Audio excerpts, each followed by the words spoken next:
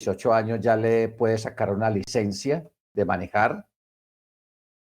A una persona a los 18 años empieza a tener un montón de privilegios de carácter político y gubernamental. Por ejemplo, para participar en unas elecciones para el voto, hay que tener los 18 años o los 21 años. ¿Ok? También para sacar un pase o una licencia de manejar y algunas licencias para otro tipo de cosas, siempre se espera que se cumpla la mayoría de edad.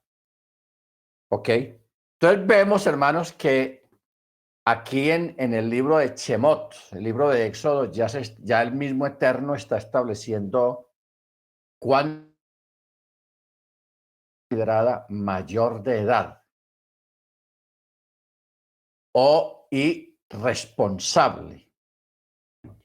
Lógico, en la cultura israelita, a nivel rabínico, no a nivel de Torá, sino a nivel rabínico,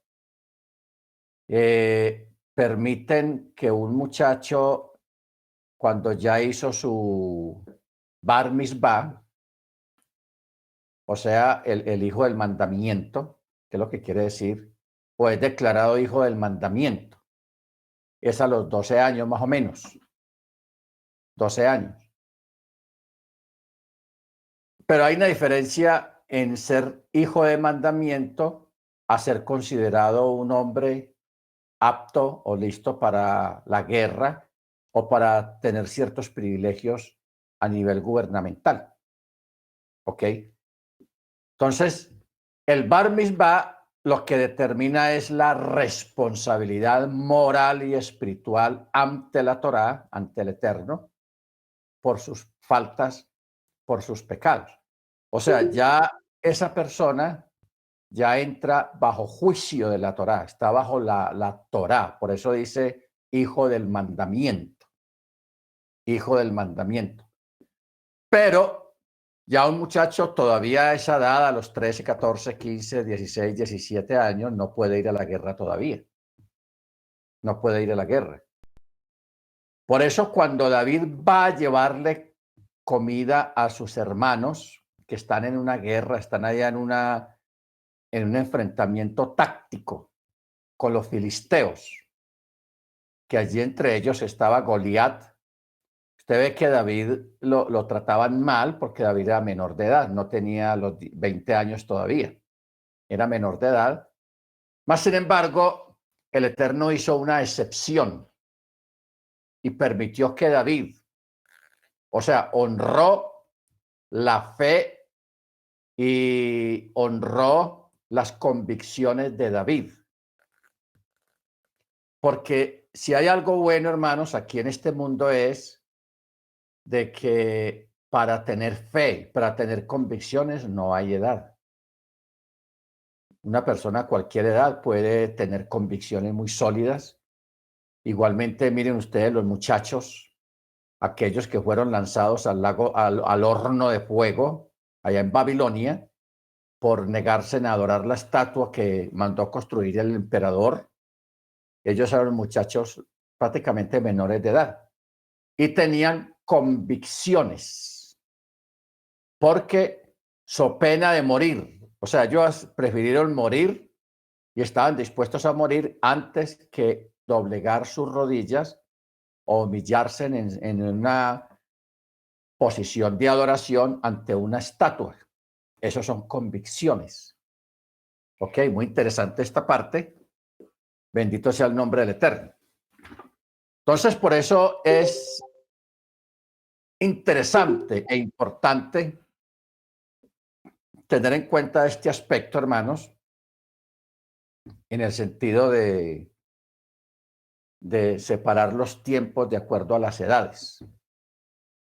El Bar Mitzvah se hace a los 12 años más o menos, a partir de ese momento que el joven, que el adolescente, le permite subir al atrio, al atril, leer una porción de la parachá ese día, le dan ese privilegio, y luego se hace una fiesta. Se hacía una fiesta grande porque ya el muchacho era considerado hijo del mandamiento, o sea, está bajo la tutoría de la Torá, ¿ok? Y ya es declarado responsable de sus actos. Se hacía una fiesta y luego más adelante el catolicismo, para borrar y quitar todo vestigio de Torá o de mandamiento, pasó la fiesta que era solamente para el niño varón, lo pasó para las niñas. Y de ahí comenzó y movió también la edad, ya son los 15 años. Eso culturalmente está en todos los países, que a las niñas se les celebran los 15 años, ¿ok? Pero todo esto lo hizo el catolicismo en aras de borrar todo vestigio y de desviar la atención de lo que es el verdadero significado de lo que es el Bar Mitzvah. Ahora, en algunas comunidades judías se permite hacer el Bar Mitzvah a las niñas, pero eso no es Torah, sino que esto es rabínico, ¿ok? O sea que ya se le hace el Bar Mitzvah a los varones y se le hace el Bar Mitzvah a las niñas también, pero ya a las niñas se les hace es también a los 12, 11 o 12 años también, a esa edad, se le hace el Bar Mitzvah a las niñas, ¿ok? O sea, no vamos a decir de que eso sea, es mandamiento a los niños y es rabínico, o sea, es alajá cuando se le hace a las niñas, pero no es malo porque no se está cometiendo un pecado ni se está transgrediendo la Torá, sino simplemente se está añadiendo un mandamiento forjado por los sabios para honrar también a las niñas y celebrarle el Bar Mitzvah. O sea, no vamos a decir que no se puede hacer, se puede hacer. Se puede hacer, simplemente que no forma parte del mandamiento por la Torá, sino que es rabínico. ¿Ok? Es muy importante uno aprender a distinguir qué es rabínico y qué es Torá, qué es mandamiento, para darle un mayor realce cuando es mandamiento. Bendito sea el nombre del Eterno. Entonces estamos claros en esta parte. Ahora, ustedes recuerdan cuando la historia en los evangelios que Yeshua se perdió, se le perdió a sus padres, a Miriam y a Joseph. Ellos habían ido a Jerusalén a una fiesta y aprovecharon esa ida a Jerusalén para que Yeshua celebrara el Bar Mitzvah, porque prácticamente a Yeshua lo llevaron fue a hacer el Bar Mitzvah, pero en Jerusalén. Como había tanta gente en Jerusalén y cuando ya se terminó la fiesta y se terminó todo, ya cada uno pues salieron de Jerusalén para sus casas. No se sabe cómo y de qué manera, cuando ellos iban de camino, Yeshua se perdió, no estaba en medio de ellos. Y empezaron a buscarlo y a buscarlo. Y ellos desesperados porque no lo encontraban, entonces más bien decidieron regresar a Jerusalén, averiguando por todos lados, hasta que fueron a uno de los salones del templo y allí encontraron a Yeshua hablando de Torá con los rabinos, con los maestros, ahí en una sección del templo. Imagínense, un niño de 12 años, como dicen aquí, boleando Torá, boleando Biblia con los maestros y haciéndoles preguntas complicadas, y ellos sorprendidos de la agudeza de ese jovencito, bendito el Eterno. Entonces, cuando Miriam lo ve, lo regaña: mi hijo, mira, ¿cómo te ocurre? Llevamos tantas horas, tanto tiempo buscándote y usted aquí. Entonces Yeshua le dijo que era necesario que él esté en las cosas de su padre. ¿Ok? Bendito el Eterno. Yo pienso, hermanos, que fue un privilegio para aquellos sabios, aquellas maestros que estaban allí hablando con él de la Torá, debió ser un privilegio porque ellos nunca se imaginarían, nunca se pasó por sus mentes que ellos estaban sentados al frente del que trajo la Torá, del que dio la Torá y creó la Torá. Eso es increíble. O sea, uno mira ese momento y uno dice, wow, ellos ahí al frente de aquel que creó la Torá, que hizo la Torá, que trajo la Torá al mundo. Bendito sea su nombre. ¿Te imaginas las preguntas que Yeshua les haría a ellos y también sus argumentaciones acerca de la Torá, bien concisas, bien alineadas? Eso debió ser algo grandioso. Baruch Hachén. Muy bien. Ahora, si alguno de ustedes quiere hacerle el bar mitzvah a una niña suya, usted lo puede hacer.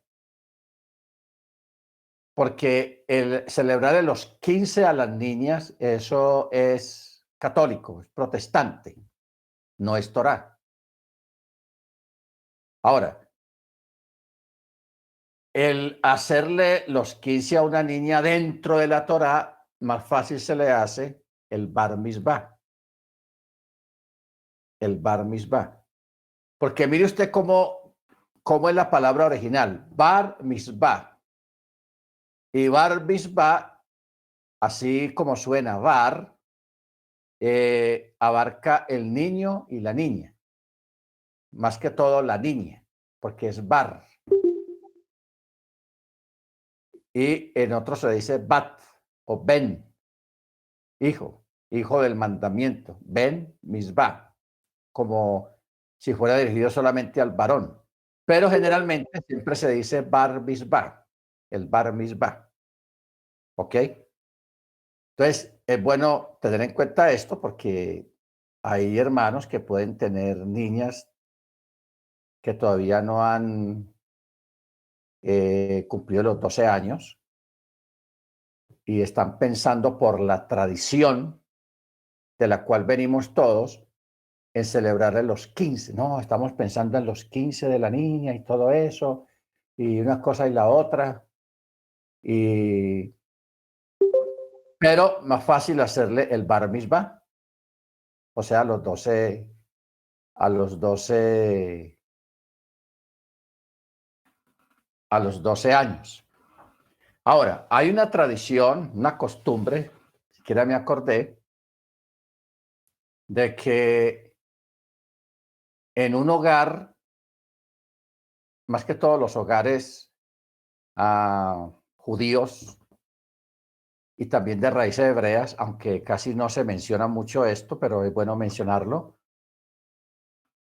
de que se acostumbra en los hogares cuando hay una niña y la niña menstrua por primera vez, y la mamá, más que todo la mamá se da cuenta o la niña le dice, ay mami, me vino. Ok. Cuando ocurre esto, se acostumbra a la niña a hacerle como una reunión de carácter privado, llevarla a una comida, a un restaurante o un paseíto, o hacerle como una atención a la niña, porque es un cambio ya de niña a mujer, porque ha tenido su primer periodo. ¿Ok? Entonces, en el judaísmo se acostumbra, no en los hogares ortodoxos, no, porque los ultraortodoxos, pues ellos son muy severos en estas cosas, pero sí entre los judíos reformistas, los judíos conservadores, que no son pues como muy ortodoxos, tienen esta costumbre. Y también en algunas comunidades mesiánicas, sí está la costumbre de hacerle una atención a la niña cuando tiene su primer periodo. ¿Ok? Es bueno tener esto en cuenta para que usted lo sepa y tenga esa atención con su niña. Ahora, si en una familia no todos son creyentes de Torá, sino que es una familia mixta, llamémoslo así. Y hay una niña que ya va a cumplir los 15, entonces los no creyentes, hay que hacerle los 15 a la niña y una cosa y hacen la bulla y todo eso. Y si de pronto el hermano o la hermana o el papá o la mamá, alguno de ellos, si es creyente de Torá y no quisiera celebrar eso porque eso es ya fuera mundano, entonces no ponerse a pelear con la familia. Si la familia le quiere hacer la atención a la niña, participe de ella sin ningún problema. O sea, no entrar como en una discordia, porque eso da para discordia y pelea y bronca y discusiones y todo eso. Y una reunión que podía ser una reunión agradable se convierte más bien en una cosa de enfrentamientos y rivalidades, todo eso.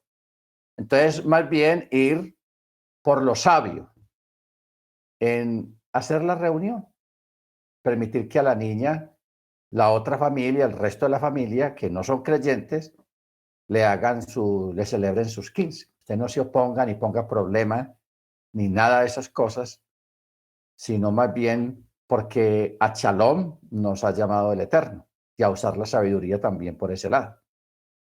¿Estamos claros, hermanos? Muy, muy importante tener en cuenta eso. Muy bien. Ahora, si todos, la mayoría son creyentes, si la mayoría son creyentes y están de acuerdo en hacerle un bar mitzvah a la niña, se le hace el bar mitzvah a la niña, porque hay mayoría de creyentes. Desde que los dos padres sean creyentes en Torah, en Mashiach, ellos tienen la plena autoridad para hacerlo. ¿Ok? No permitir la injerencia de más familiares, tíos, tías, primos, primas. No, simplemente usted le hace su bar mitzvah y hace una fiesta como si fueran 15. Ay, pero es que no es a los 15.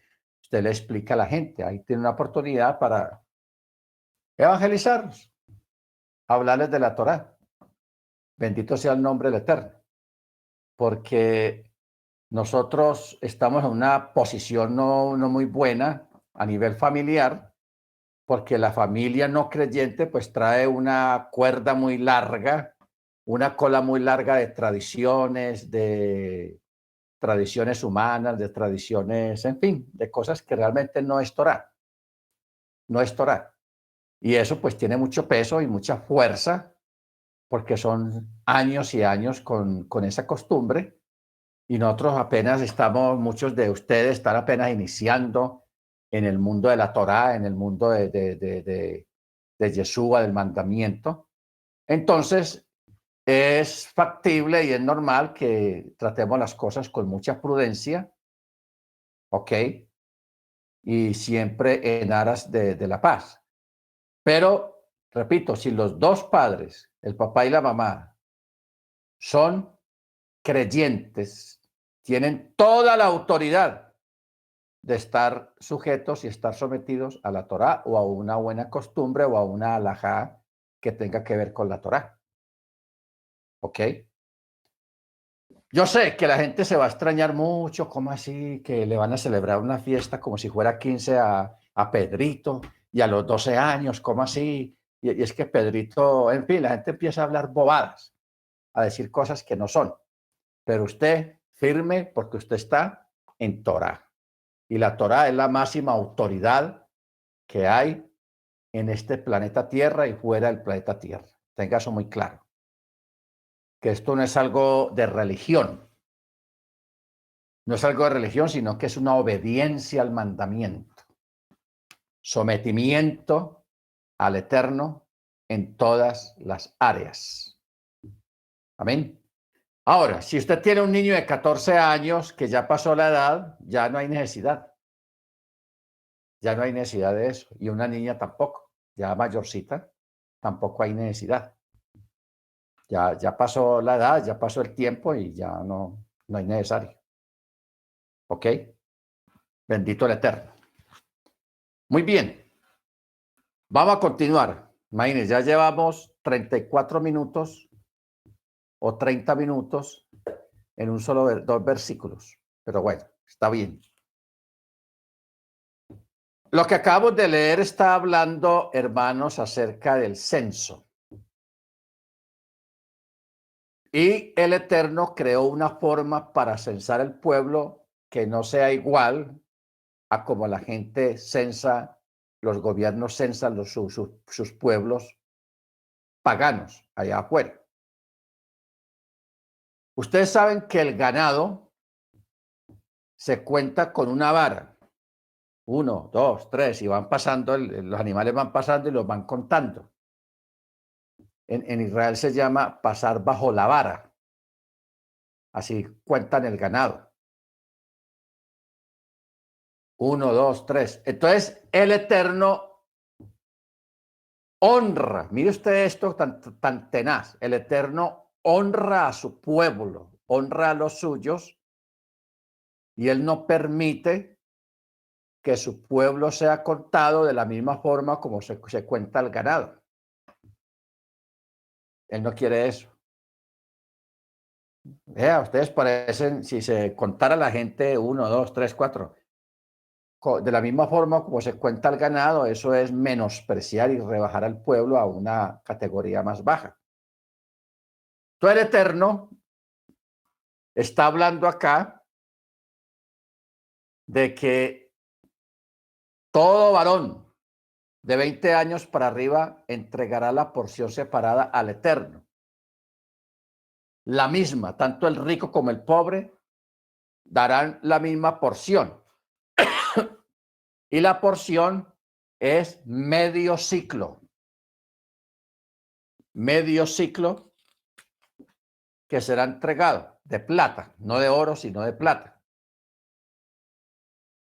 Este ciclo inicialmente, o este mandamiento inicialmente se dio, que se usó el censar a todos los varones de 20 años para arriba para recolectar un dinero para la obra de la tienda de la cita. ¿Ok? Eso no iba para el cofre de los diezmos y cosas así, sino para la construcción de la tienda de la cita. Y el pago era medio ciclo por varón. Entonces, cuando se da este mandamiento, cada varón de 20 años para arriba daba su medio ciclo y luego juntaban todo ese ciclo, los ciclos, ese dinero, y contándolo de esa manera, contando el dinero, ya se sabía cuántos varones aptos para la guerra había en Israel, o sea, el censo. Esa fue la forma de que el Eterno dio para censar. Pero mire usted el detalle de que no se censó todo el pueblo. Cuando hablamos de todo el pueblo es desde el recién nacido hasta el más viejo, incluyendo las mujeres, solamente los varones.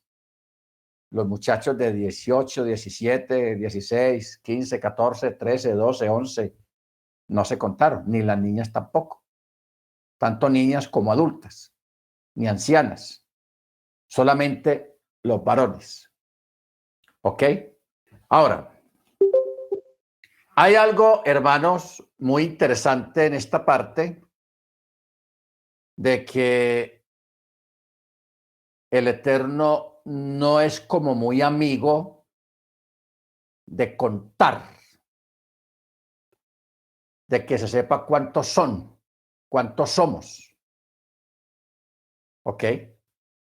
Porque ha existido siempre la rivalidad en los gobiernos, más que todo en los gobiernos y aún en la gente, porque la gente piensa que mientras más somos, más fuertes somos.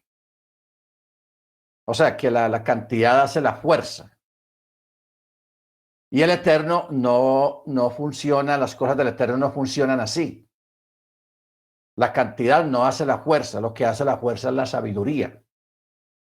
¿Ok? Y más allá de la sabiduría, el nombre, que es sobre todo nombre, esa es lo que hace la verdadera fuerza en medio del pueblo y en lo que tiene que ver con el pueblo del Eterno. La gente afuera se enorgullece, mayor el que tenga más dinero, el que tenga más carros, el que tenga más motos, el que tenga más casa, el que tenga más zapatos, el que tenga más, la que tenga más carteras, la que tenga más ropa, la que tenga más, en fin, la gente vive compitiendo por tener más que el otro, o se vuelven envidiosos si otro tiene más, ¿ok? Entonces, las cosas con el Eterno no funcionan de esa manera.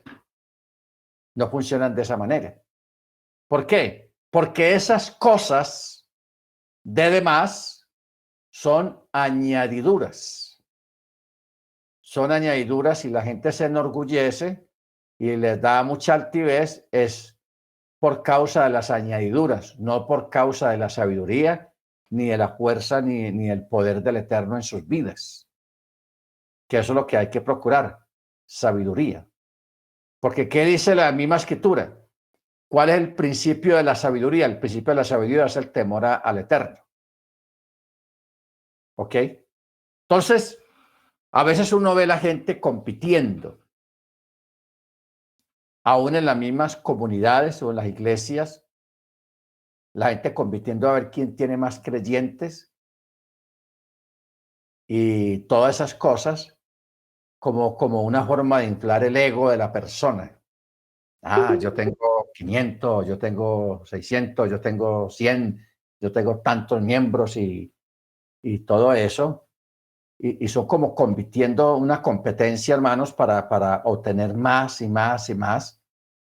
Y hoy en día a la gente se le mide es por lo que tiene, por sus posesiones, por sus logros. ¿Ok? Entonces, eso es lo que ha desviado la atención y eso es lo que ha puesto este mundo patas arriba, porque eso lleva a mucha gente a la competencia desleal, a las trampas, a la humillación, al desprestigio, ¿ok? El desprestigio y, y todo eso. Por eso, no sé si usted cayó en cuenta de lo que acabamos de leer acá. En el verso 15 dice, el rico no aumentará, ni el pobre disminuirá del medio ciclo. O sea, tanto el rico como el pobre, todos tenían que dar la misma cantidad. Porque un rico podía dar, no, yo doy 10 ciclos, no hay problema, para eso tengo. No, el Eterno dijo, cada uno, tanto el rico como el pobre, solamente va a dar medio ciclo y punto.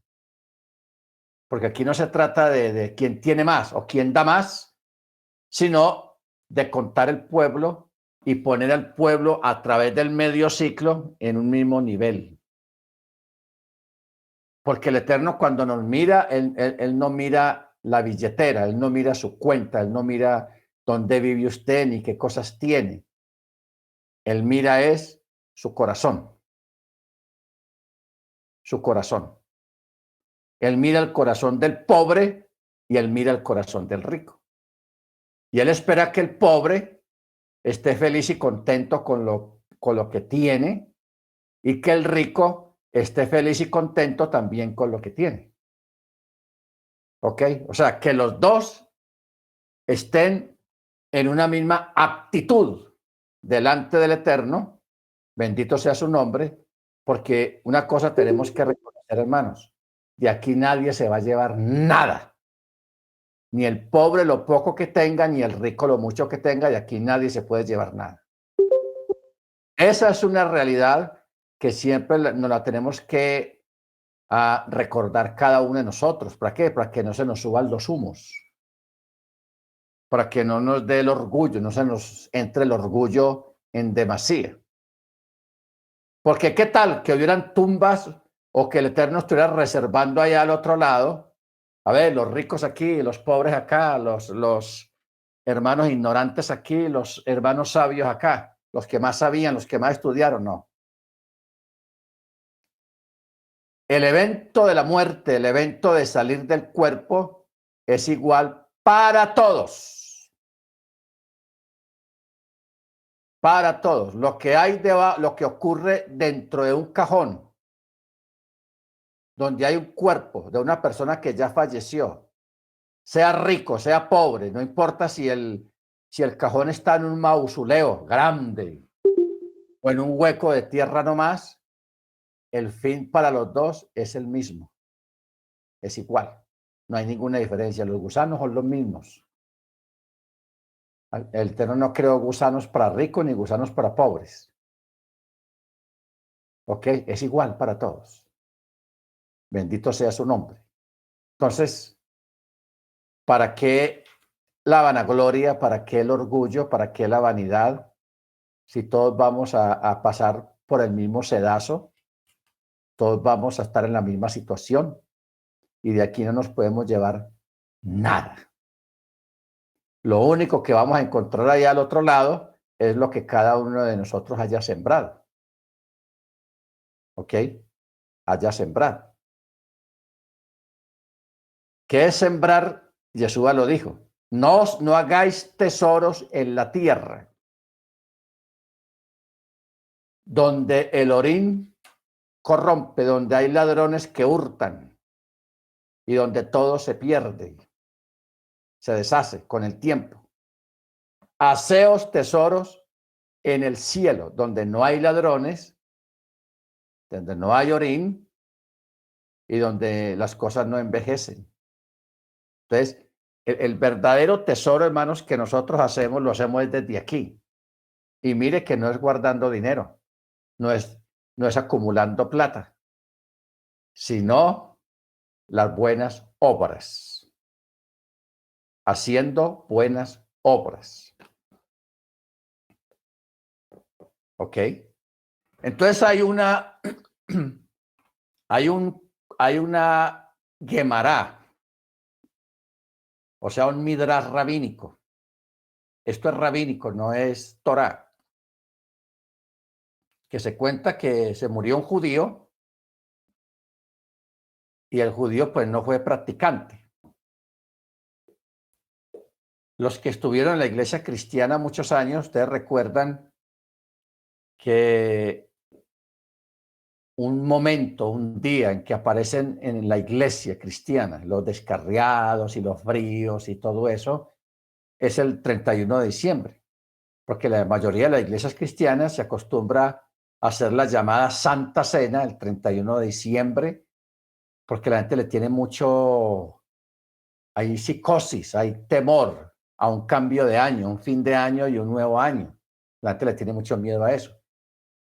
Entonces yo recuerdo que en la iglesia cristiana, el 31 de diciembre, que eso era un culto especial, eso iba a todo el mundo, habían bautismos, eso se llenaba.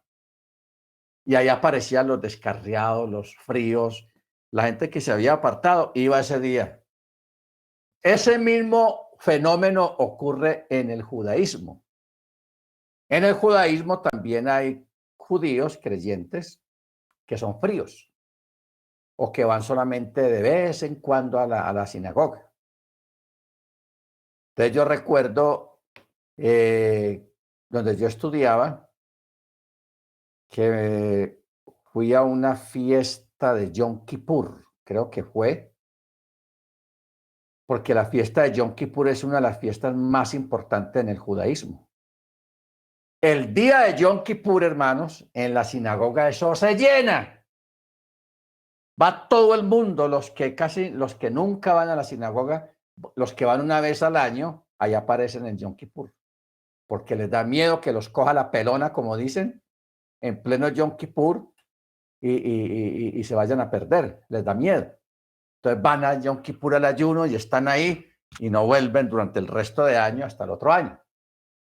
¿Ok? O sea, ese fenómeno también existe allá en el judaísmo. Entonces, hermanos, es bueno nosotros entender este tipo de cosas y tenerlas muy claras en nuestro corazón, en nuestra mente, para que no permitamos que la vanagloria de la vida, como dijo Yeshua, nos desvíe la mente y el corazón de la realidad de la Torá. La Torá es una realidad que debe ser entendida como eso, como una realidad, porque la vida y la muerte, la salvación y la condenación dependen de la Torá. O sea, la Torá es el que los va a enjuiciar, lo que los va a juzgar. Y Yeshua mismo lo dijo. Serán juzgados por la palabra, por la palabra. Entonces, la única diferencia entre los juzgados del mundo de aquí de la tierra al supremo juez que se va a sentar en el trono para juzgar es que los jueces de aquí de la tierra juzgan a la gente de acuerdo a la constitución y a las leyes que haya en cada país. Ellos simplemente son los instrumentos para emitir un veredicto y una sentencia, pero basado en un documento, que es la ley. En el caso de Yeshua, él mismo es la Torá, por eso es que él va a juzgar a la gente. Porque cualquiera puede preguntarse, bueno, ¿y a él quién lo nombró de juez? ¿Cómo así? ¿Y él por qué nos va a juzgar? ¿Quién dijo que él nos tiene que juzgar? Claro, él nos va a juzgar porque él es la Torá y porque él fue el que dio la Torá. O sea que Yeshua tiene una autoridad más elevada que un juez de una Suprema Corte de Justicia de cualquier país. Porque usted sabe que el juez de una Suprema Corte de Justicia es la máxima instancia en un país, en un gobierno, porque ellos son los que emiten y deliberan las leyes en un país. Ya los jueces que hay en cada ciudad, en cada pueblo, ellos son solamente los que se encargan de tramitar la sentencia y de escuchar fiscalía y la defensa sobre algún acusado y basado en el documento que ellos tienen, que es la ley, o en la tabla de los números, que es la ley, dan la sentencia. Pero con Jesús va a ser diferente. A él nadie se lo va a ir allá a justificarse y ni nadie podrá ser justificado delante de él. O sea, hablar del juicio en el trono blanco no es hablar de un juicio regular, normal, no. ¿Por qué? Porque allá no va a estar el acusador, el fiscal, allá no va a estar. Allá el fiscal va a ser la conciencia y la Torá que Yeshua mismo dio, que el Eterno dio. ¿Ok? Entonces, ese es un juicio que está basado más que todo a nivel de conciencia y a nivel de Torá, que un juicio regular donde hay un jurado, donde hay un fiscal acusador y donde hay una defensa. Allá lo que va a ocurrir es una aplicación de sentencia. Aplicación de sentencia. Porque la persona a partir de que muere ya comienza prácticamente a correr su juicio. ¿Ok? A partir de que muere ya comienza a correr el juicio para esa persona. Ya eso pues lo hablaremos en otra clase que tenga que ver con el asunto de los muertos, pero va a ser muy diferente. Pero tenemos que ampliar mucho esta parte de cómo va a ser más o menos el juicio en el trono blanco, donde está sentado el juez de los jueces, la máxima instancia de la Corte de Justicia, la Suprema Corte de Justicia, no, la Suprema Corte Celestial, donde solamente va a haber un juez y allí van a haber unos testigos, que es la Torá, Israel en representación de las 12 tribus y los 12 chalías, o sea, los 12 apóstoles, porque ellos van a estar allí al lado de Yeshua, aplicando la sentencia como testigos ante esos que van a ser condenados. ¿Ok? Que van a ser condenados. Bendito su nombre. Por eso es que dice el texto que el que no se halló inscrito en el libro de la vida fue lanzado al lago que arde con fuego y azufre, y esta es la muerte segunda. ¿Ok? Baruch Hachén. Entonces, es importante, hermanos, esta parte para que nosotros la entendamos y dejemos a un lado la vanagloria, el orgullo, todas esas cosas que tengan que ver con las posesiones, con la belleza, con el conocimiento o el arte que cada persona tenga, sino que todo lo que usted sea, todo lo que usted tenga, todo lo que usted es, hágalo, no para el hombre, sino como para el Eterno. ¿Ok? Porque todos nosotros sabemos que hay trabajos malucos o hay clientes, los que tienen que ver con clientes o atención al cliente. Usted sabe que hay clientes malucos, desagradables, que uno no quisiera, uy, me va a tocar con ese señor, con esa señora. No, señor, como es de cansón, esa señora como, no, qué pereza. Entonces, usted, como le toca hacerlo porque a usted le asignaron esa labor, entonces lo que usted va a hacer es que usted va a hacer esa labor, ese trabajo, lo va a hacer como si lo estuviera haciendo para el Eterno. ¿Ok? Y así usted se va a librar de un mal rato, de un mal momento, porque de verdad, yo sé, hay gente desagradable. Hay gente muy desagradable. Pero como ellos son los que están pagando, los que son los clientes, o lo que sea, entonces hay que hacerlo, porque ese es el trabajo que hay que hacer. Bendito el Eterno. ¿Ok? Baruch Hachén. Muy bien, pero tengamos en cuenta el texto 15.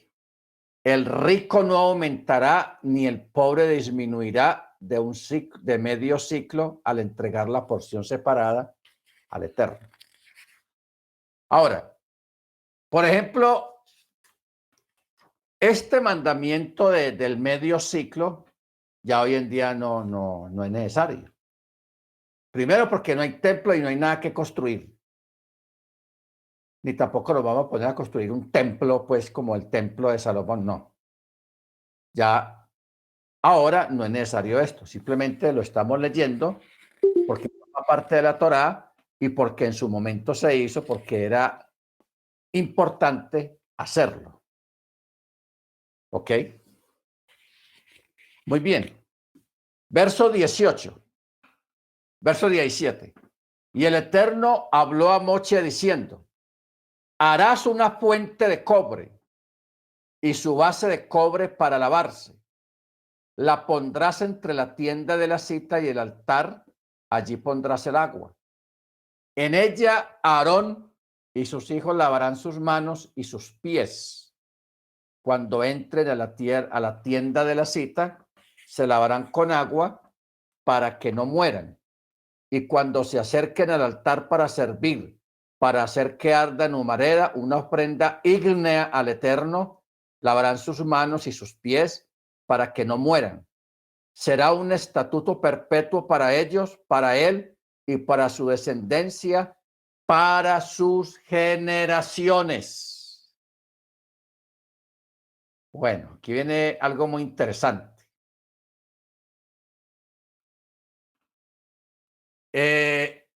Cuando un sacerdote iba a oficiar, le tocaba su turno de 8 horas. Recuerden que David estableció 3 turnos de 8 horas, que da 24. Cuando un sacerdote iba a comenzar su turno, antes de comenzar su turno tenía que hacer tevilá.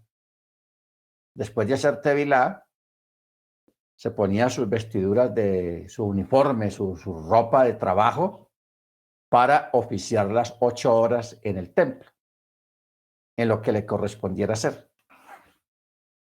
Pero aquellos que iban a participar de los sacrificios, todo lo que tuviera que ver con el altar y el lugar santo, para ellos había un rito extra, aparte de hacer tevilá, que ellos tenían que ir y lavarse las manos y los pies.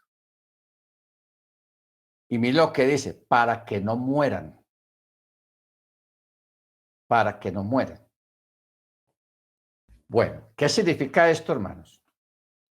Recordemos que Pablo dice, hablando del culto, de la adoración, él dice que levantemos manos santas sin ira ni contienda. ¿Ok? Santas sin ira ni contienda. Y pudiéramos mencionar ese texto que está en Isaías cuando dice, cuán hermosos son los pies del que lleva las buenas nuevas. Cuán hermosos son los pies sobre los montes del que lleva las buenas nuevas. O sea, el predicador, el que anuncia el evangelio, la buena nueva. Hay algo, hermanos, que es bueno que nosotros lo tengamos en cuenta. Los pies y las manos son importantes en la presencia del Eterno. Recuerde cuando Moche se iba a acercar a la zarza que estaba ardiendo, ¿qué le dijo el ángel? Quita el calzado de tu pie, porque el lugar que pisas es santo. ¿Ok? Isaías 52:7. Vamos a leer el texto de Isaías 52:7. Dice, cuán hermosos son sobre los montes los pies del que trae alegres nuevas, o sea, el evangelio. Acuerde que la palabra evangelio en español y evangelión en griego quiere decir buena nueva. Eso es lo que quiere decir buena nueva. En hebreo, Habesorá quiere decir buena nueva, buena noticia. Por eso, cuando los ángeles le anunciaron a los pastores que estaban en las vigilias de la noche cuando nació Yeshua, ellos dijeron esa palabra, os doy buenas nuevas de gozo. Buena nueva, que si se tradujera al griego diría evangelión. Os traigo un evangelión, o sea, una buena noticia o una buena nueva. Entonces dice, cuán hermosos son sobre los montes los pies del que trae alegres nuevas, del que anuncia la paz, del que trae la buena nueva, del que anuncia la salvación. Si nosotros leyéramos este texto en hebreo, cuando dice del que anuncia la salvación, ¿sabe cómo se traduce esto? Del Jabesorá Yeshua, porque menciona la palabra Yeshua. Salvación quiere decir Yeshua. Así, bendito el nombre.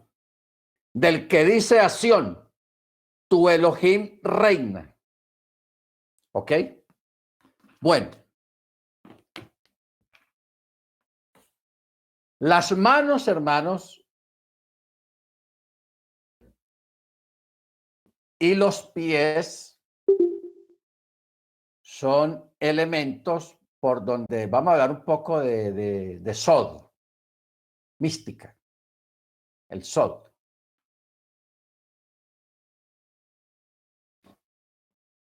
Las manos son energéticas, o sea, expanden energía y también la energía entra mucho por las manos. ¿ok? Por eso cuando se pone las manos sobre una persona para orar, son las manos.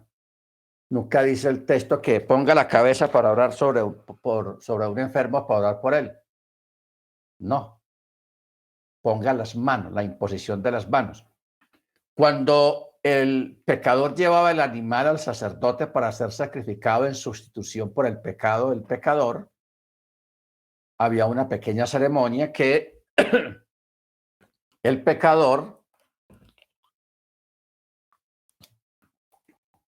el sacerdote le guiaba las manos para que las pusiera sobre el animal, el pecador. ¿Qué quiere decir poner las manos sobre el animal que va a ser sacrificado? El pecador simbólicamente le está transmitiendo sus pecados y su culpa, se la está transmitiendo al animal, para que el animal muera por el pecador. Porque si el Eterno no hubiera dado esa opción, hermanos, no existiría nadie, o sea, no habría nadie vivo. ¿Por qué? Porque la gente todos los días peca, todos los días comete faltas. Entonces, si el Eterno no hubiera dado esa opción del animal, del sustituto, entonces todo el mundo ya estuviera muerto. Pero el Eterno dio el sustituto, pero tenía que haber una transmisión, transmitir a través de las manos la culpa al animal. Ya el animal ya luego lo llevaban al altar, ya era sacrificado. También en el libro de Santiago, o sea, de Jacob, también se dice, ¿está alguno entre vosotros enfermos?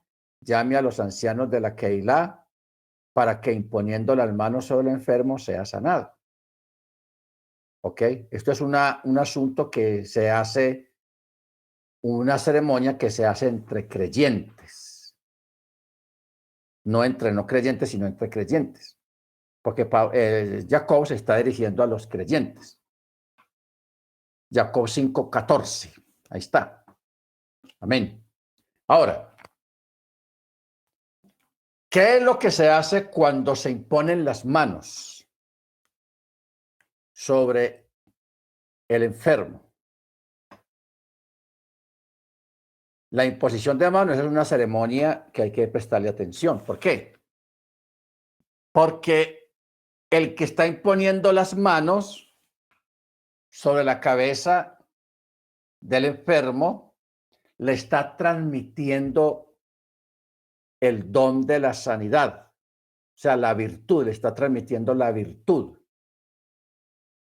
Pero al mismo tiempo, le transmite la virtud con el solo acto de poner las manos. Pero al mismo tiempo le está sacando la enfermedad y la está poniendo sobre sí, pero la disuelve. Disuelve la enfermedad.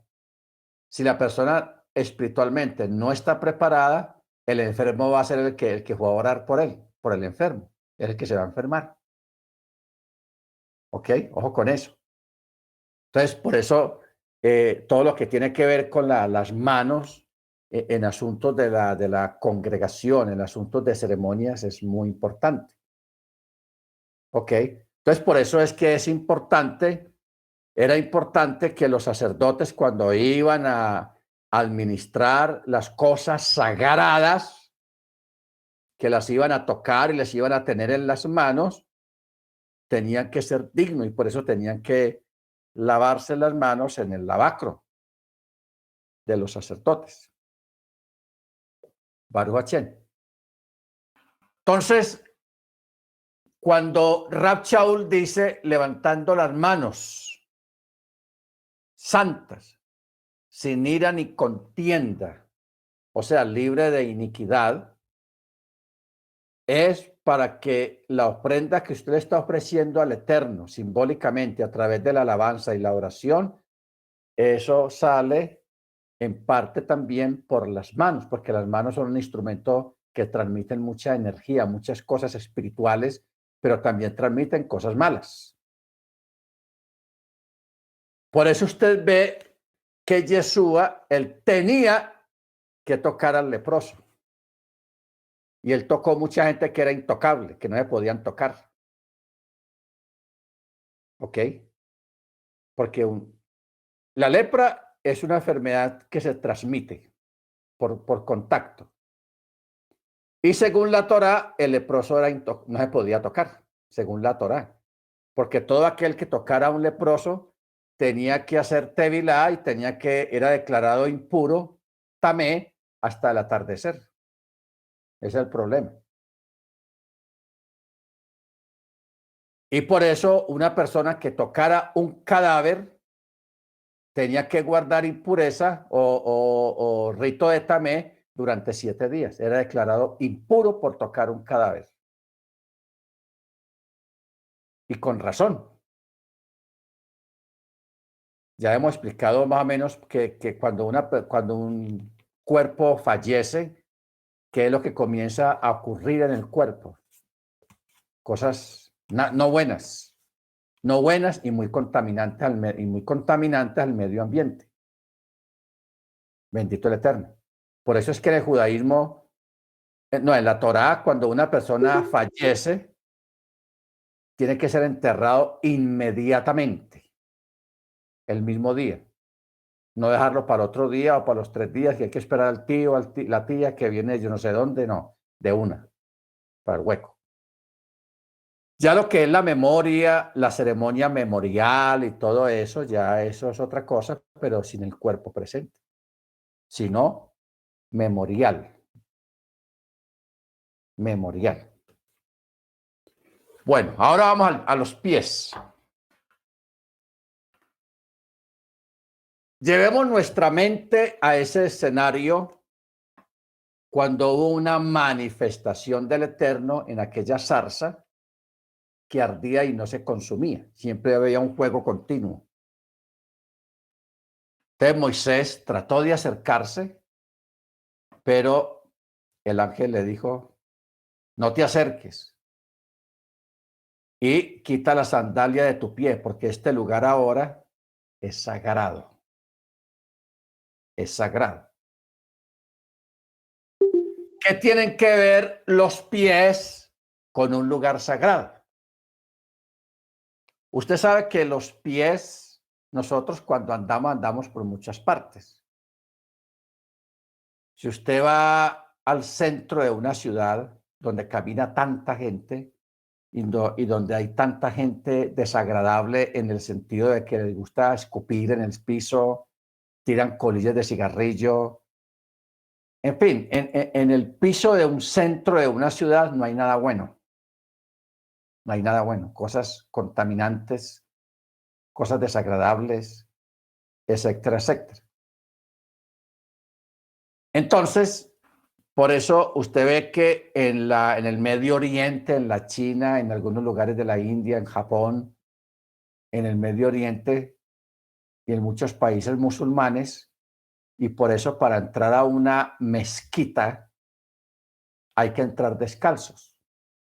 Los zapatos se quedan afuera. Hay un lugar donde la gente pone los zapatos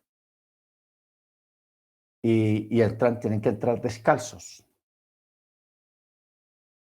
O sea, esa gente del Medio Oriente, ellos entendieron muy bien el por qué la costumbre de entrar con los pies a pie limpio a un lugar, a un santuario o a un lugar sagrado y aún a una casa,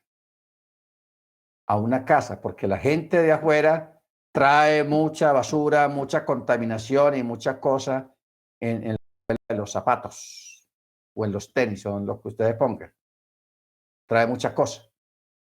Entonces, por eso es importante ese tipo de limpieza y en la escritura, en la Torá, no está exento de eso. No está exento. En algunas comunidades hasídicas, o sea, recontra ultra ortodoxas, no se puede entrar con zapatos. Había que entrar en medias o descalzo a la sinagoga. Lo que hicieron, hermanos, ya usted le había hablado la vez pasada que si usted alguna vez va a Curazao, en Curazao que es una isla ahí cerquita de Venezuela. En Curazao hay una sinagoga que es la sinagoga más antigua de América. Esa sinagoga tiene por ahí como 400 años y es antigua. Entonces, eso ya es considerado patrimonio cultural. Entonces, la sinagoga esta la tienen encerrada, hicieron un edificio alto, un salón altísimo, y cerraron la sinagoga dentro de un edificio para que no le caiga la lluvia ni el sol, para que no se deteriore más, porque tiene 400 años de antigüedad. Entonces, en esa sinagoga, una vez al mes hacen Shabbat. Permiten que la gente entre, no mucha gente, pero... ¿Por qué estamos mencionando esto? Primero, porque a la entrada de la sinagoga, de esa sinagoga antigua, hay una mikveh. Claro, ya no la usan, pero ahí está. La labraron en la roca, la mikveh, y ahí está. Y dentro de la sinagoga está la construcción en pura madera, muy bonita, al estilo de la época antigua, de hace 400 años. Todo era de pura madera. Y el piso es de arena, no es cemento ni de piedra, sino de arena. Todavía siempre hay gente que está con unos rastrillos organizando la arena para que quede bien, bien niveladito, porque antiguamente, ustedes recuerdan, los que saben algo pues de cosas rabínicas, de que en Shabbat, esto es rabínico, esto no es Torah, para que no vaya usted a hacer otra cosa diferente. En algunas comunidades ortodoxas, los judíos no se ponen nada que sea de cuero en Shabbat. O sea que los zapatos de cuero, que son la mayoría, no se los ponen, ni las correas de cuero tampoco, ni chaquetas de cuero en Shabbat. No se, rabínicamente se estableció en las comunidades hasídicas, ortodoxas. La gente no le pone nada de cuero. Por eso es que en Colombia, en México, en Ecuador, en Perú y en algunos países de Centroamérica, si ustedes recuerdan, esas personas que hacen danzas típicas de cada país, no lo hacen con tenis ni con zapatos, sino con unas alpargatas. Aquí en Colombia lo llaman alpargatas.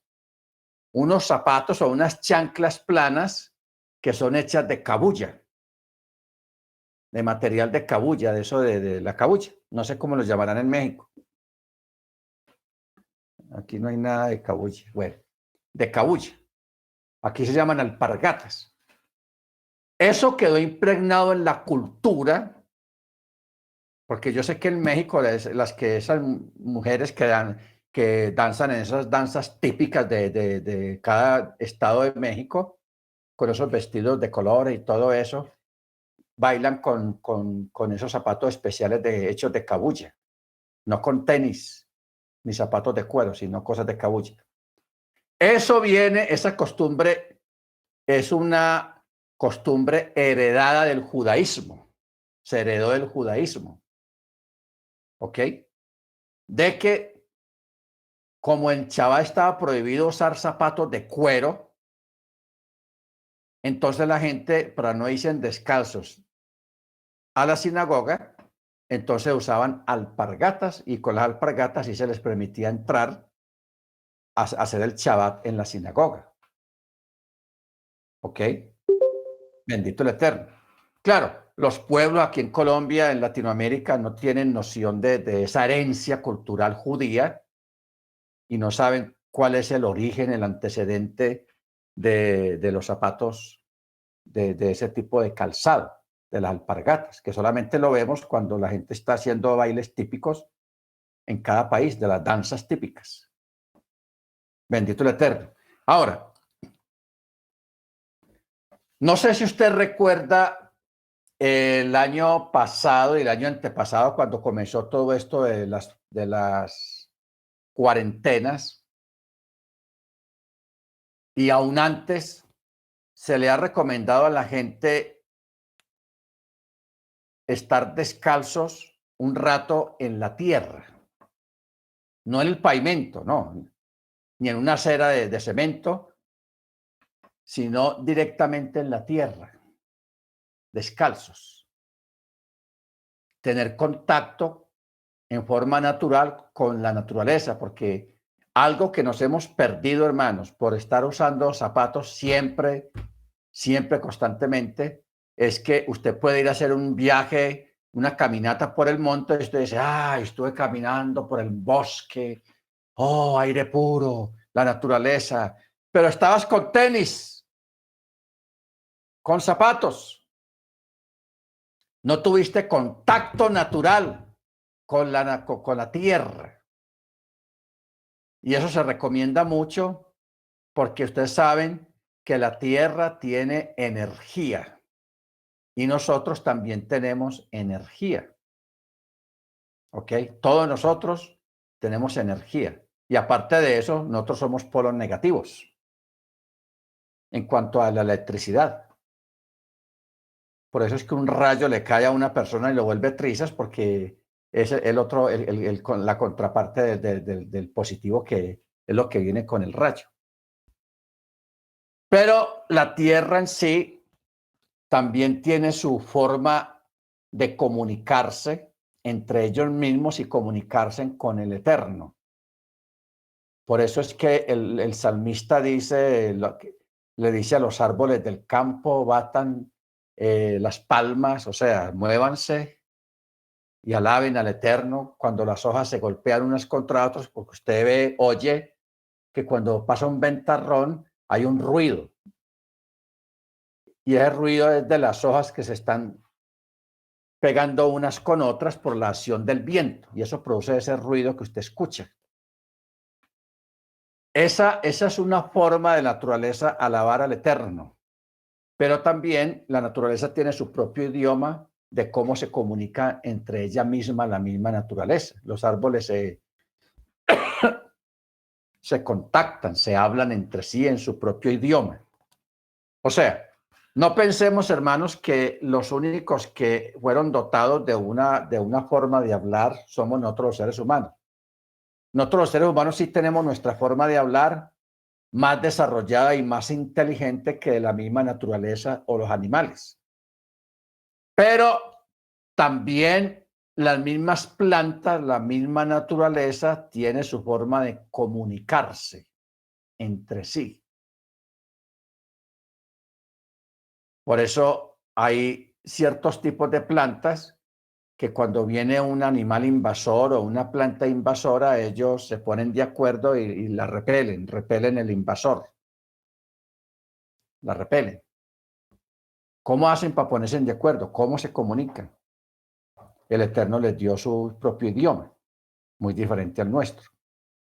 ¿Cómo hacen los delfines, las ballenas que se comunican bajo el agua, en el mar? Si usted trata de hablar bajo el agua, usted no es capaz de decir nada, o sea, no es capaz de hablar, porque nuestra forma anatómica del habla es muy diferente a la de los animales, que el Eterno les dio esa forma de comunicarse bajo el agua, emitiendo sonidos que son imperceptibles para el oído humano, pero ellos tienen su forma de comunicarse. O sea, el Eterno dotó a toda la naturaleza, tanto mineral como vegetal como animal, su forma de comunicación. Entonces, ¿qué ocurre? La naturaleza es y ha sido testigo de su creador. Y también la naturaleza sabe quién es un adorador, o sea, quién honra al Eterno. Ok. Entonces, cuando una persona, en el caso de Moche, que el Eterno le dijo, quita el calzado de tu pie, porque el lugar que pisas es sagrado.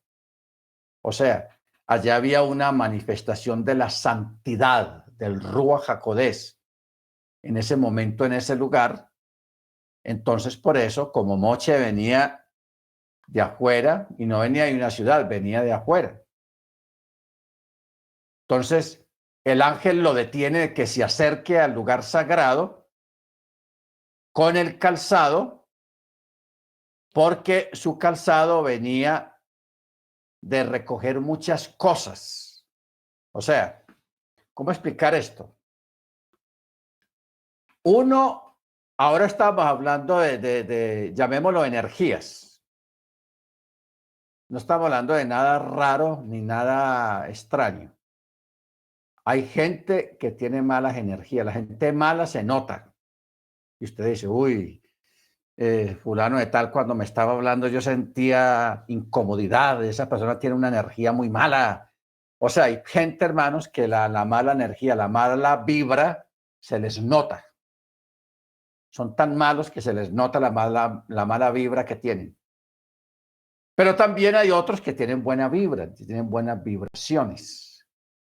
Y eso hace que la cercanía de esa persona sea agradable, sea bendita. Bendito sea el nombre del Eterno. Entonces, Moche, la vida de Moche venía de un recorrido. De un recorrido. Y Moche no sabía, él pensaba que él estaba bien con el Eterno.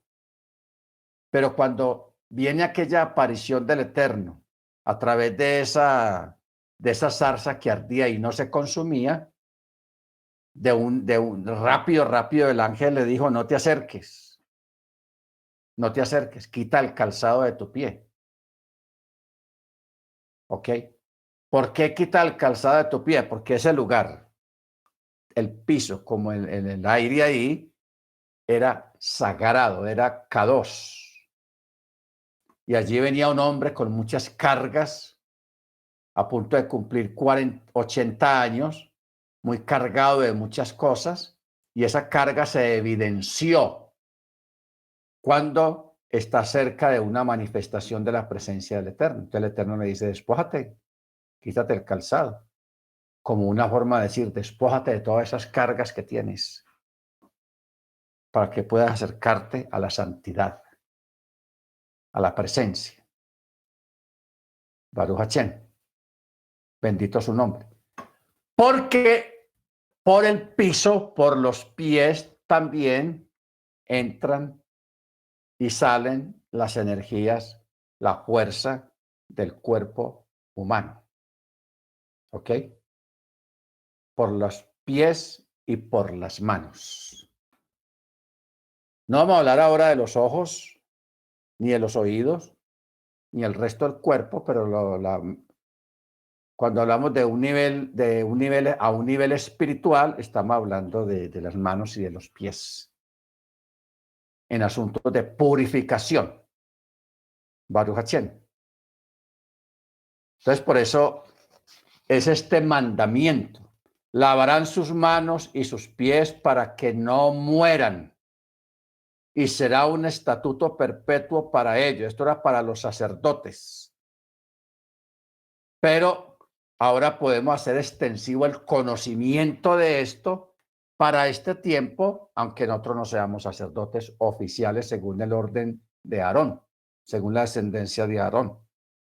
¿Ok? Bendito sea el nombre del Eterno. Entonces, es importante, por eso, en Shabbat, para tomar el pan, siempre se acostumbra al lavado de manos al principio del Shabbat, para poder tomar el pan y partirlo y comerlo con las manos lavadas. ¿Ok? O sea que mantener la costumbre, la tradición de lavar las manos en el Shabbat y cuando se va a celebrar las fiestas, que también hay un lavado de manos, es muy importante y es una forma de honrar la Torá y honrar la santidad de la fiesta y honrar la santidad del Eterno. Amén. Bendito sea su nombre. Bueno, hermano, vamos a parar acá, porque aquí ya el verso 23 ya se entra en otro tema muy interesante, muy importante, que tiene que ver con las especies. Y ahí hay una enseñanza tenaz con las especies. ¿Por qué estas medidas y por qué estas especies particularmente? Amén. Entonces eso lo vamos a ver mañana mediante el cielo. con la ayuda del Eterno. Bendito sea el nombre del Eterno. ¿Sí, hermana? Pastor, estaba usted hablando al principio que habló Yahweh a Moisés, le dijo que haría una fuente de cobre. Y en la Biblia, en la Reina Valera, dice de bronce. Pero estaba yo buscando pues cuál era la diferencia o por qué.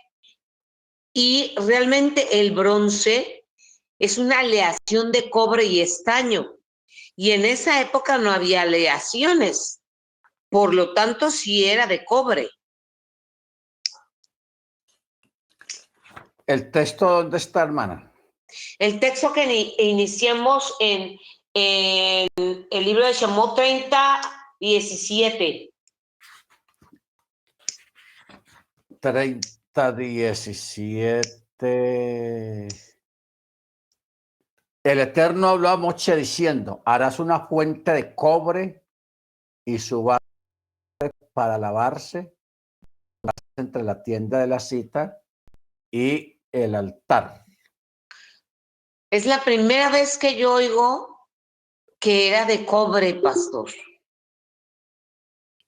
Y era de cobre y no puede ser de bronce porque el bronce es una aleación. Sí, tiene que ser de Entonces, cobre, de cobre. Pero está interesante